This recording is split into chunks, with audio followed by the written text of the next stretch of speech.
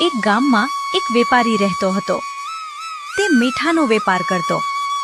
રોજ સવારમાં તે પોતાના ગધેડા પર મીઠાની ભારે બોરીઓ લાદતો અને નજીકના ગામમાં વેચવા જતો. રસ્તામાં એક નાની નદી આવતી.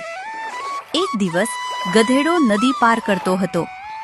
અચાનક ગધેડો પાણીમાં બેસી ગયો.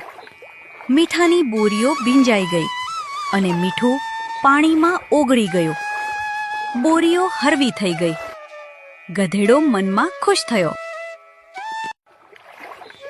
બીજા દિવસે તે જાણે જોઈને ફરી નદીમાં બેસી ગયો.